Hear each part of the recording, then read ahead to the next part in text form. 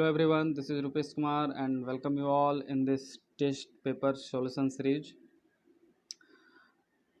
आज अपन देखेंगे BHU modern face का जो पार्ट 3 था उसका कंटिन्यूएशन करेंगे। क्वेश्चन है which of the following functions could represent the radial wave function for an electron in an atom. इनमें से कौन सा wave function radial wave function for an electron in atom को दर्शाता है, मतलब हाइड्रोजन एटम का रेडियल वेव फंक्शन इनमें से कौन सा रिप्रेजेंट कर रहा है। तो आपको बताते चलो दोस्तों कि अगर आपने हाइड्रोजन एटम पढ़ रखा है तो उसमें जो रेडियल वेव फंक्शन होता है उसमें एक एक्सपोनेंशियली डिकेइंग टर्म होता है। क्या होता है? एक्सपोनेंशियली डिकेइंग टर्म होता है e⁻⁻ some constant b into r. ठीक है, तो इस तरह से अगर यहाँ पे आप ऑप्शन देखेंगे तो सिर्फ उसमें से एक ऐसा ऑप्शन है जिसमें एक्सपोनेंशियली डिकेइंग टर्म है और वो है option 1 A, some constant a e⁻⁻ some constant b into r, where r is the radial distance. ठीक है, तो दोस्तों इस तरह से हमारा ऑप्शन ए क्या है इस क्वेश्चन के लिए करेक्ट आंसर है, यानी कि option A he radial wave function को रिप्रेजेंट कर रहा है, दैट इज 1 ओनली। ठीक है, अब देखते हैं अब नेक्स्ट क्वेश्चन दोस्तों। अब यहाँ देख सकते हैं हमने यहाँ पे आंसर लिख दिया है, option 1 is correct, radial wave function. हमारा जो नेक्स्ट क्वेश्चन है क्वांटम मैकेनिक्स का क्वेश्चन है, काफ़ी अच्छा क्वेश्चन है कंसेप्ट के व्यू से। ए particle is confined in A one dimensional box of length, दोस्तों यहाँ पे टी है, दरअसल ये एल होगा। ठीक है, L, its wave function is given by psi x equal to √2/L sine pi x by L for x greater than 0 and less than L and the 0 for x greater than 0 and L and less than 0। ठीक है, the expectation value of x component of momentum is, दोस्तों हमको x component of momentum यानी कि P x का expectation value बताना है। ये एक्सपेक्टेशन वैल्यू तो आपको बता चुके हैं बहुत बार, हमने एक्सपेक्टेशन वैल्यू निकालने का फार्मूला क्या होता है उसको यूज करेंगे, इंटीग्रेशन करेंगे और निकाल लेंगे। तो आइए देखते हैं फटाफट से इसका सॉल्यूशन।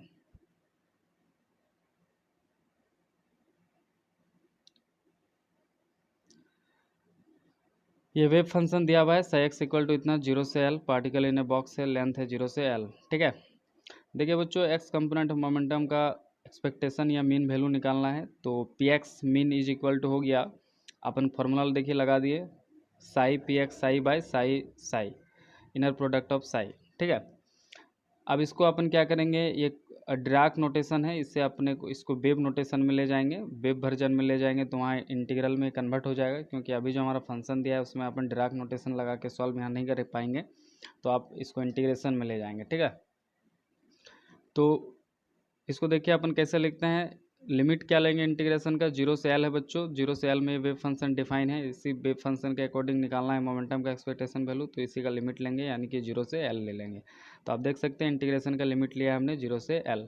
उसके बाद बच्चों फार्मूला क्या होता है, साई कंजुगेट, ये दरअसल जो आपको दिख रहा होगा ये साई बार है और ये साई ब्रा है और ये कैट है। ठीक है, तो साई ब्रा जो होता है दोस्तों उसको साई कंजुगेट बोलते हैं, तो ये Sai conjugate into P x operator का वैल्यू बच्चों कितना होता है, -IH का डो एक्स, और ये केट साई साई रह गया और डी एक्स। ठीक है, और नीचे में भी देखिए बच्चों इसको भी हमने वेव मैकेनिक्स में कन्वर्ट कर लिया है, 0 से एल इंटीग्रेशन, और ये इनर प्रोडक्ट है बच्चों, और चूंकि जो आप वेव फंक्शन है आप देख सकते हैं कि ये रियल वेव फंक्शन है तो सीधा हमने साई स्क्वायर और डी एक्स लिख दिया। ठीक है, अब क्या करेंगे, साई का वैल्यू रखेंगे और इसको सॉल्व करेंगे। अब यहाँ पे कोई भी फिजिक्स इन्वॉल्व नहीं है बच्चों, अब यहाँ पे बहुत ही बेसिक जो भी आपका कैलकुलेशन है वो इन्वॉल्व है। तो देखिए यहाँ पे आप देख पा रहे होंगे साई कंजुगेट के जगह √2/L sine pi x by L, क्योंकि वेव फंक्शन रियल है तो साई कंजुगेट वही होगा जो साई होगा दोस्तों, -IH का डो एक्स को हमने रख दिया और ये साई की जगह देखिए फिर से उतना ही वेव फंक्शन को रख दिया और डी एक्स का डी एक्स। नीचे भी आप देख सकते हैं कि साई का स्क्वायर था तो हमने सीधा स्क्वायर कर दिया, तो √2/L का स्क्वायर दोस्तों 2/L हो गया और कांस्टेंट है तो उसको हमने बाहर ले लिया, और sine square sine pi x by L का स्क्वायर किया दोस्तों तो हो गया sine square pi x by L और ये डी एक्स। ठीक है, आप देख सकते हैं कि यहाँ का कांस्टेंट है ये √2/L √2/L, यहाँ पे भी ये कांस्टेंट है √2/L, दोनों इंटीग्रेशन से बाहर आ सकता है कांस्टेंट दोस्तों, तो बन जाएगा 2/L और ये 2/L क्या हो जाएगा, कट जाएगा। ठीक है, तो देखते हैं नेक्स्ट स्टेप में।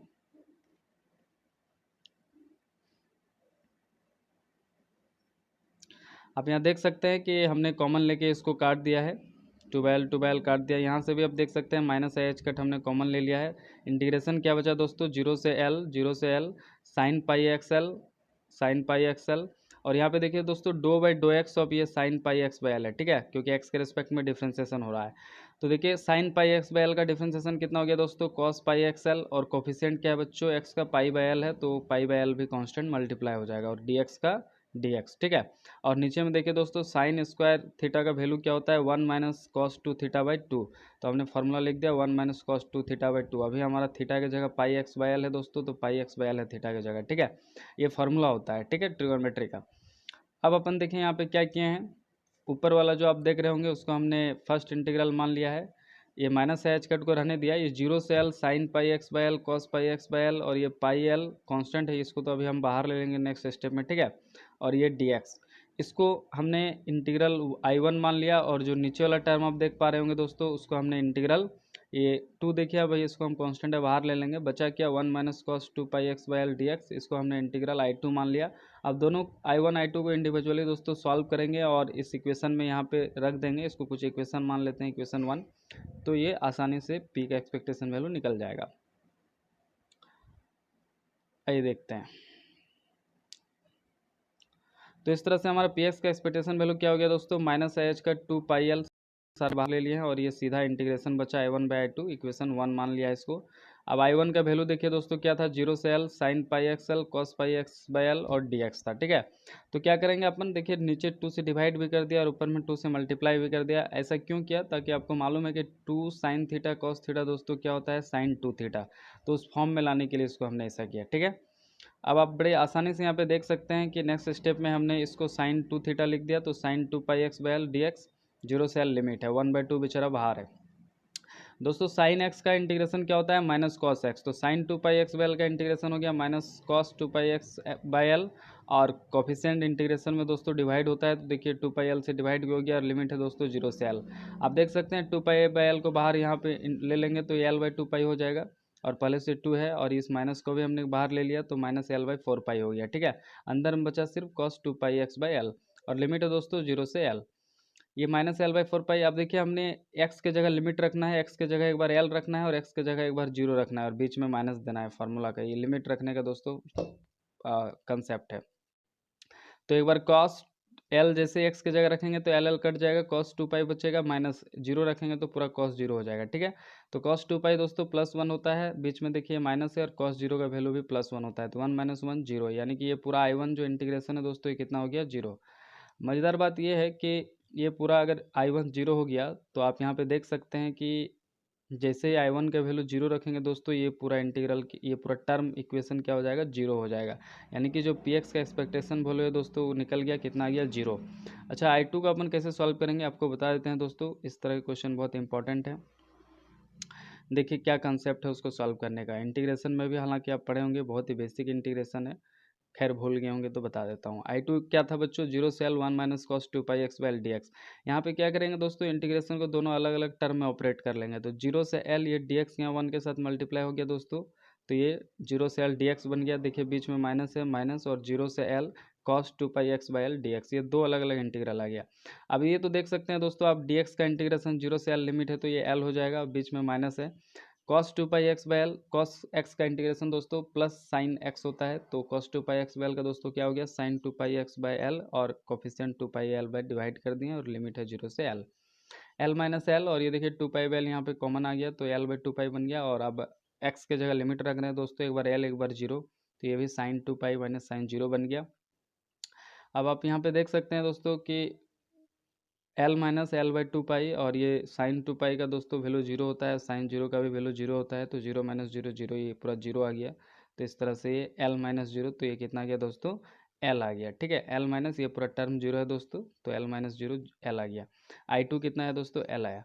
तो उस तरह से आप आई टू भी निकालने सीख गए, बहुत इंपॉर्टेंट है। तो P x minus i H का 2 pi by L, I one zero है दोस्तों, आई टू एल है, तो पूरा ये टर्म चूँकि ऊपर में एक जीरो है तो जीरो हो जाएगा। एक्सपेक्टेशन वैल्यू ऑफ मोमेंटम कितना हो गया, जीरो हो गया, यानी कि आपका ऑप्शन डी जो है बच्चों क्या है, सही ऑप्शन है। आइए देखते हैं next question.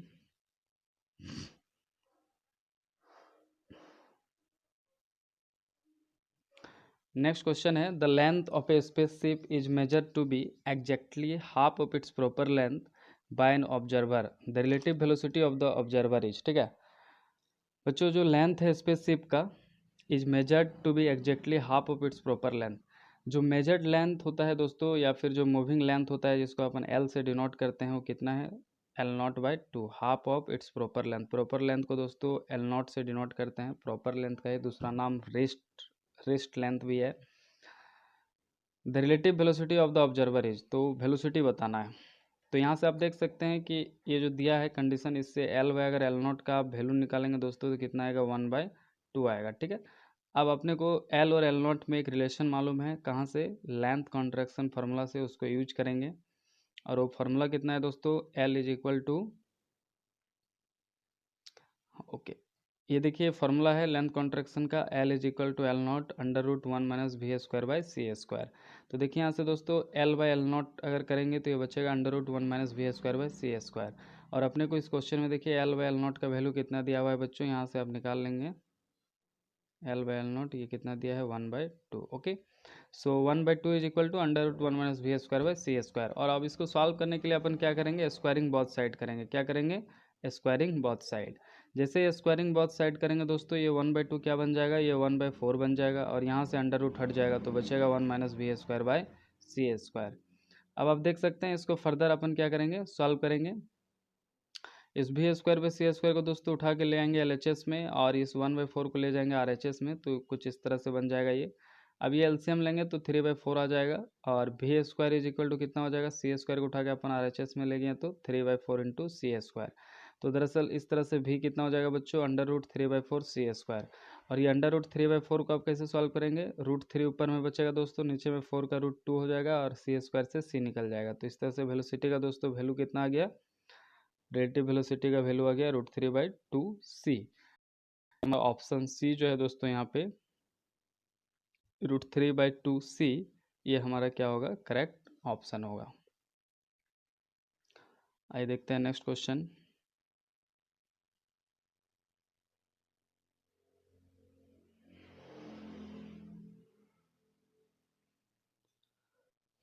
If the total energy of a particle of mass m is equal to twice its rest energy, दोस्तों ये भी स्पेशल थ्योरी रिलेटिविटी का सवाल है। If the total energy of a particle of mass m is equal to twice its rest energy, then the magnitude of the particle's relativistic mechanism, दोस्तों जो relativistic mechanism होता है उसको अपन मोमेंटम बोलते हैं। वो दरअसल है क्या, ये कौन सा फिजिकल क्वांटिटी है दोस्तों, ये मोमेंटम पी है। ठीक है, समझ पा रहे हैं, ओके। तो आपको रिलेटिविस्टिक मोमेंटम बताना है, ठीक है, यानी कि मूविंग मोमेंटम बताना है, रिलेटिविस्टिक मोमेंटम बताना है, रेस्ट मोमेंटम नहीं। ठीक है, लेकिन जो बच्चों total energy of the if the total energy of the particle of mass m is equal to twice its rest mass energy, मतलब जो पार्टिकल का दोस्तों टोटल एनर्जी ई है, वो 2 time of rest mass energy कितना होता है बच्चों, एम नॉट सी स्क्वायर होता है। Twice of rest mass energy, rest mass energy का वैल्यू होता है एम नॉट सी स्क्वायर है। बच्चों आपको बताते चले कि अभी जो पार्टिकल का रेस्ट मास है वो कितना है, m naught is equal to m है। दरअसल एम नॉट की जगह ही इसने एम दे रखा है, तो आप कन्फ्यूज मत होइएगा। ठीक है, उसको बाद में यूज करेंगे हम लोग उस एम को। पहले दिया क्या हुआ है कि total energy is equal to m 2 time m naught c square. देखिए टोटल एनर्जी दे रखा है E equal to 2 m naught c square, और अपन टोटल एनर्जी ई कितना होता है दोस्तों, एम सी स्क्वायर होता है। तो m c square equal to 2 m naught c square.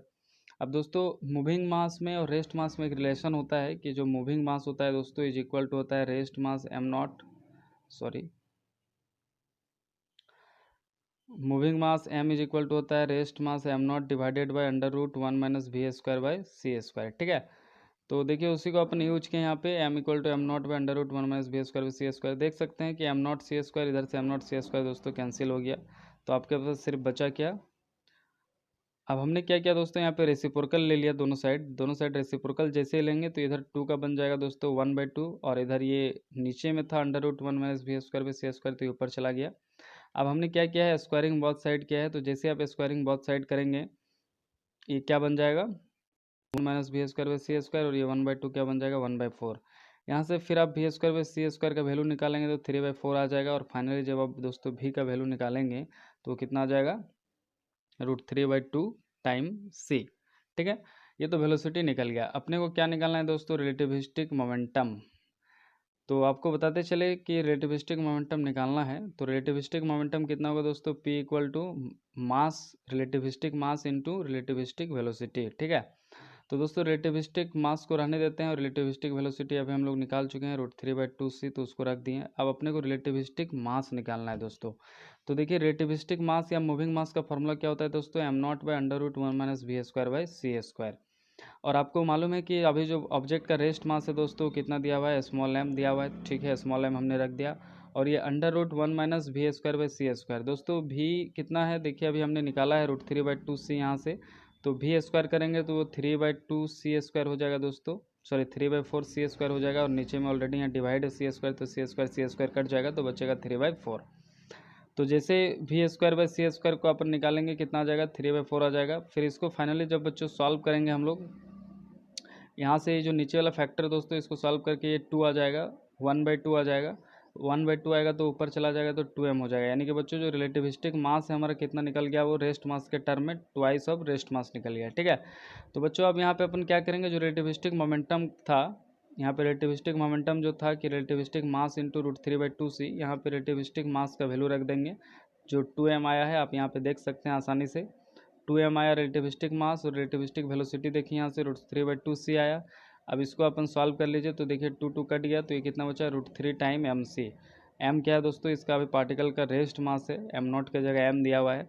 तो इस तरह से अपने को रिलेटिविस्टिक मैकेनिज्म जिसको मोमेंटम बोलते हैं वो मिल गया, दैट इज √3 टाइम mc। आशा करता हूँ आपको आंसर समझ में आया होगा, बहुत ही इंपॉर्टेंट क्वेश्चन था दोस्तों। तो इस तरह से इसका ऑप्शन डी जो है वो सही ऑप्शन है।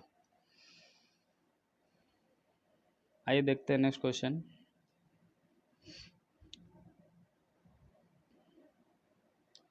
क्वेश्चन है दोस्तों, the gamma rays are emitted when, मतलब गामा रेज कब इमिट होता है। ऑप्शन है excited nuclear return to their ground state, excited atoms return to their ground state, excited molecules return to their ground state, none of the above. दोस्तों gamma rays कब emit होता है, जब excited nuclei है वो अपने ground state में return होते हैं। When excited nuclear return to their ground state. दोस्तों इस प्रक्रिया में होता क्या है कि जब एक्साइटेड न्यूक्लियर ग्राउंड स्टेट में रिटर्न होते हैं, मतलब वो स्टेबिलिटी को गेन करते हैं, क्योंकि हायर एनर्जी स्टेट से जब भी लोअर एनर्जी स्टेट में कोई पार्टिकल जंप करता है, कोई किसी तरह का इमिशन होता है, हायर टू जंपिंग होता है हायर टू लोअर स्टेट में दोस्तों, तो एनर्जी रिलीज होता है और वही गामा रेज के रूप में निकलता है। और जब हायर से लोअर स्टेट में कोई भी पार्टिकल आता है दोस्तों, तो उसका एनर्जी भी मिनिमम हो जाता है। और जब मिनिमम एनर्जी मतलब मोर स्टेबिलिटी, आपको मालूम है कि एनर्जी मिनिमम होने से सिस्टम मोर स्टेबल होता है, यानी पार्टिकल ज़्यादा स्टेबिलिटी गेन करेगा, ठीक है। और इसी प्रक्रिया के दौरान एनर्जी भी रिलीज होती है। तो और वही एनर्जी जो रेज के रूप में निकलती है, रेडिएशन के रूप में, that is gamma rays radiation. तो excited nuclear return to their ground state, then gamma rays are emitted. और अल्फा बीटा गामा का निकलना दोस्तों न्यूक्लियर फिनोमेना है, एटॉमिक फिनोमेना नहीं है, तो आप इसको ध्यान में रखें। ऑप्शन ए इसका क्या होगा दोस्तों, करेक्ट ऑप्शन होगा। Excited nuclear return to their ground state, यानी कि option 1 will be the correct option. Next question में आते हैं। The unit of nuclear cross section is barn. दोस्तों जो न्यूक्लियर क्रॉस सेक्शन होता है, अच्छा क्रॉस सेक्शन दरअसल एरिया को रिप्रेजेंट करता है। क्रॉस सेक्शन किसको रिप्रेजेंट करता है दोस्तों, एरिया को रिप्रेजेंट करता है, ठीक है। तो एरिया का ऐसा यूनिट क्या होगा दोस्तों, मीटर स्क्वायर होगा, ठीक है। तो यहाँ पे जो भी यूनिट होगा वो मीटर स्क्वायर, या फिर अपन उसको सेंटीमीटर स्क्वायर नॉन ऐसा यूनिट में भी लिख सकते हैं। लेकिन इतना पता चल गया कि ये किस फिजिकल क्वांटिटी को रिप्रेजेंट करता है, क्रॉस सेक्शन एरिया को, ठीक है। The unit of nuclear cross section is barn, then 1 barn is equal to. दोस्तों आपको बताते चले कि जो 1 बार्न होता है that is equal to 10⁻⁻28 metre square, या फिर अगर आप उसको सेंटीमीटर में लिखेंगे तो 1 बार्न कितना होता है, 10⁻⁻24 सेंटीमीटर स्क्वायर। अब सेंटीमीटर स्क्वायर को अगर आप मीटर स्क्वायर में कन्वर्ट करेंगे दोस्तों, तो 10⁻⁻2 का स्क्वायर से आपको क्या करना पड़ेगा, मल्टीप्लाई करना पड़ेगा, क्योंकि ये centimetre 1 centimetre is equal to इतना मीटर, 10⁻⁻2 मीटर। तो इस तरह से 10⁻⁻28 मीटर स्क्वायर 1 बार्न का सही ऑप्शन होगा। अगर ऑप्शन सेंटीमीटर स्क्वायर में रहता है तो दोस्तों 10⁻⁻24 मारते हैं, ठीक है। लेकिन सारा मीटर में है तो ये करेक्ट ऑप्शन है 10⁻⁻28 metre square.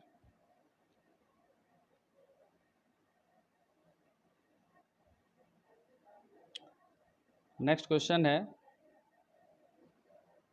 The hydrogen bomb is made on the basis of. बच्चों जो हाइड्रोजन बॉम्ब बनाया जाता है ये न्यूक्लियर फ्यूजन प्रोसेस पे मेड किया जाता है, बनाया जाता है। न्यूक्लियर फ्यूजन में क्या होता है दोस्तों, जो हाइड्रोजन एटम है, एच एटम है, वो आपस में ही अपने अदर हाइड्रोजन एटम के साथ फ्यूज करके हीलियम बनाता है। क्या बनाता है? हीलियम। और दोस्तों इसी प्रक्रिया में बहुत सारा एनर्जी रिलीज होता है, ठीक है। और जब ऐड होता है, देखिए यहाँ पे हाइड्रोजन एटम आपस में यहाँ पे फ्यूज होकर हीलियम बनाता है। तो ये फ्यूजिंग जो प्रोसेस होता है उसको फ्यूजन बोलते हैं दोस्तों। मतलब जुटने का जो प्रक्रिया होता है उसको फ्यूजन बोलते हैं, और जो टूटने का प्रक्रिया होता है दोस्तों उसको न्यूक्लियर फिजन बोलते हैं।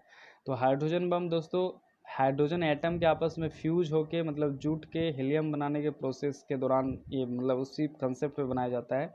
तो इसका सही ऑप्शन क्या होगा? 148 का nuclear fusion. Hydrogen bomb is made on the basis of nuclear fusion. आइए देखते हैं नेक्स्ट क्वेश्चन। यहाँ पे सेम चीज़ को हमने लिख रखा है, आप देख सकते हैं यहाँ पे, you can see there. Next question, theory of alpha decay process can be explained using the concept of. बच्चों जो अल्फा डीके का प्रोसेस है इसको किस कंसेप्ट के द्वारा एक्सप्लेन किया जा सकता है? तो आपको बताते चले कि अल्फा डीके का जो कंसेप्ट है उसको अपन क्वांटम मैकेनिक्स के द्वारा एक्सप्लेन करते हैं, जो इसके जड़ तक जाता है। और टनलिंग इफेक्ट जो है दोस्तों, स्टेप पोटेंशियल में या पार्टिकल इन ए बॉक्स में एक टनलिंग इफेक्ट करके आपको क्वांटम मैकेनिक्स में कंसेप्ट पढ़ाया जाता होगा। उसी टनलिंग इफेक्ट के दौरान एक गामोज थ्योरी ऑफ अल्फा डीके है, वहीं पे गामोज थ्योरी ऑफ अल्फा डीके है न्यूक्लियर फिजिक्स में दोस्तों, और क्वांटम मैकेनिक्स में भी टनलिंग इफेक्ट में हम लोग इसको एक्सप्लेन करते हैं। ऐसे गामोज थ्योरी ऑफ अल्फा डीके में भी दोस्तों क्वांटम मैकेनिक्स की ही मदद से इसको एक्सप्लेन किया जाता है, इस टनलिंग इफेक्ट को। तो theory of alpha DK is best explain by the quantum mechanics. Thermal physics तो नेवर, स्टैटिस्टिकल भी नेवर, क्लासिकल था, लेकिन बेस्ट एक्सप्लेन दोस्तों इसका क्वांटम मैकेनिक्स से किया जाता है। तो इस तरह से ऑप्शन 2 इसका क्या होगा? करेक्ट आंसर होगा। आइए दोस्तों नेक्स्ट क्वेश्चन देखते हैं। Quantum tunnelling, quantum mechanics is the best answer. Okay, माफ़ी चाहता हूँ। नेक्स्ट क्वेश्चन है दोस्तों, एक compound nucleus is form for approximately. दोस्तों जो एक कंपाउंड न्यूक्लियस होता है वो 10⁻⁻14 से 10⁻⁻18 सेकेंड के लिए फॉर्म होता है, ठीक है। इसी यही टाइम इंटरवल का ये उसका ड्यूरेशन है। अब आपको देखना है कि इसमें से कौन सा ऑप्शन बेस्ट है। तो आप देख सकते हैं ये तो पॉसिबल नहीं है, ये भी पॉसिबल नहीं है, ये भी पॉसिबल नहीं है, ये उसके बीच में है, यहीं पे कहीं एग्जिस्ट कर रहा होगा 10⁻⁻16 दोस्तों। इस तरह से ऑप्शन 4 जो है वो क्या है इस क्वेश्चन के लिए करेक्ट ऑप्शन है कि compound nucleus is formed for approximately it can be possible 10⁻⁻16 second. तो मोस्ट अप्रोप्रिएट आंसर है, मोस्ट नियरेस्ट आंसर है 10⁻⁻16 सेकेंड, यानी कि ऑप्शन डी। आशा करता हूँ आपको समझ में आ रहा होगा।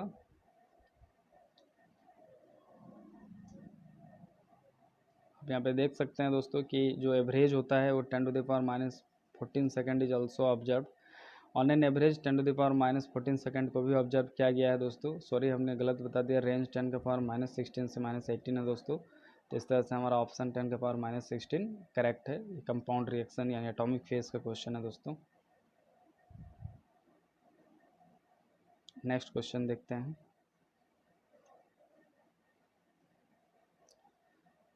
नेक्स्ट क्वेश्चन है the phenomenon of carbon cycle in star is generated due to.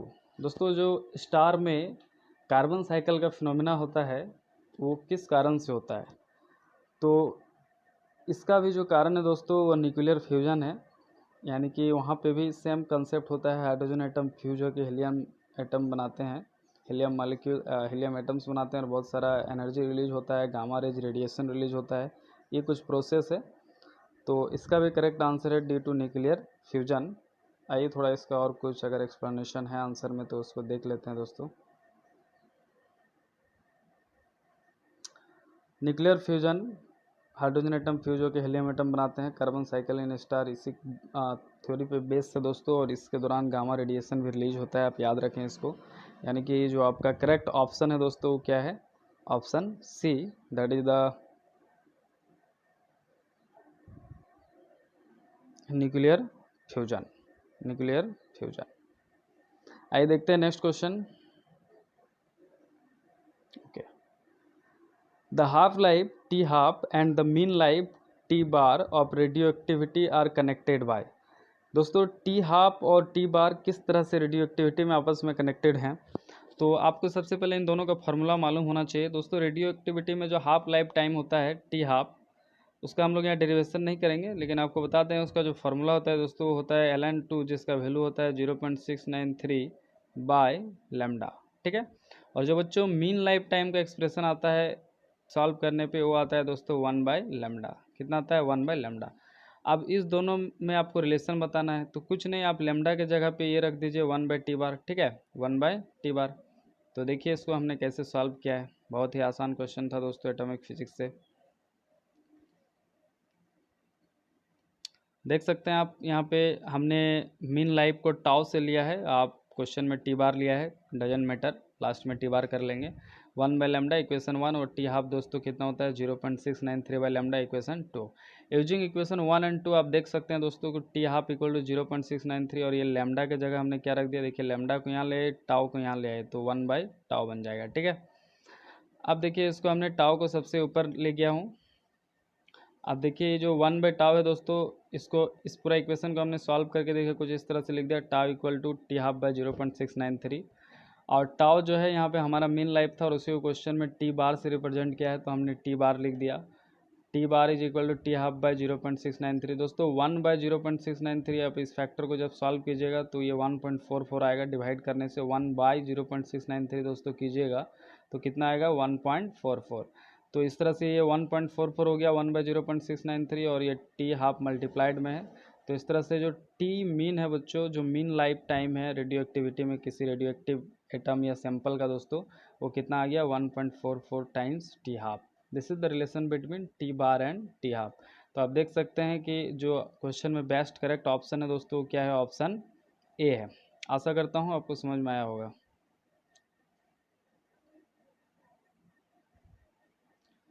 Next question बहुत ही आसान है दोस्तों। The decay probability per unit time यानी कि lambda and mean life time यानी कि T bar of radioactive nucleus are related by. दोस्तों हमने अभी अभी आपको बताया कि जो मीन लाइफ टाइम होता है दैट इज टी बार या एवरेज लाइफ टाइम जिसको बोलते हैं, वो लेमडा के साथ किस तरह कनेक्टेड होता है? 1 बाय लेमडा, जहाँ पे लेमडा दोस्तों क्या है? Probability decay probability per unit time. तो बेस्ट ऑप्शन क्या है दोस्तों? Option B, that is T bar equal to 1 by lambda. बहुत ही आसान क्वेश्चन था दोस्तों एटॉमिक फिजिक्स का, radioactivity topic.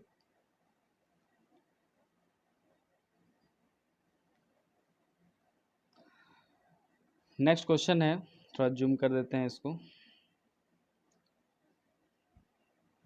A long lived excited nucleus is called as. दोस्तों एक लॉन्ग लिव्ड एक्साइटेड न्यूक्लियस को अपन आइसोमर बोलते हैं। क्या बोलते हैं? आइसोमर बोलते हैं, जो ज़्यादा दिन तक चलता है। तो इस तरह से हमारा करेक्ट ऑप्शन क्या है दोस्तों? आइसोमर।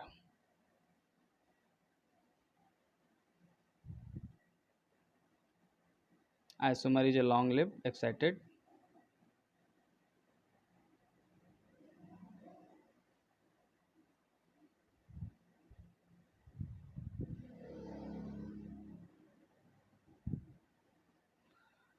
नेक्स्ट क्वेश्चन है हमारा,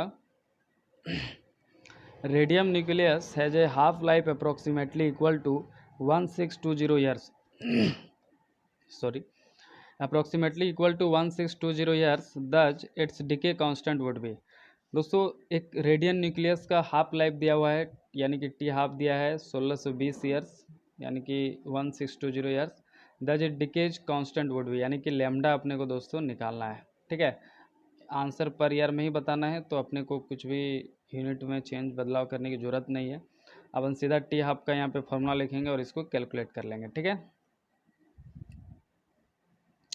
आप देख सकते हैं हमने यहाँ पे टी हाफ का फॉर्मूला टी हाफ गिवन है 1620 ईयर, लेमडा निकालना है दोस्तों। चूँकि टी हाफ का फॉर्मूला क्या होता है? 0.693 बाई लेमडा। तो यहाँ से लेमडा कितना हो जाएगा दोस्तों? 0.693 by T half. T half कितना है दोस्तों? 1620 ईयर।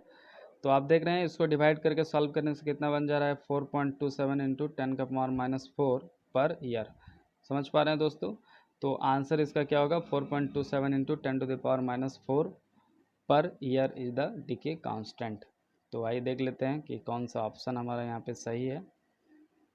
4.28 10⁻⁻4 ईयर यही हमारा क्लोजेट आंसर है दोस्तों। तो ऑप्शन 4 इसका क्या हो जाएगा, आंसर हो जाएगा।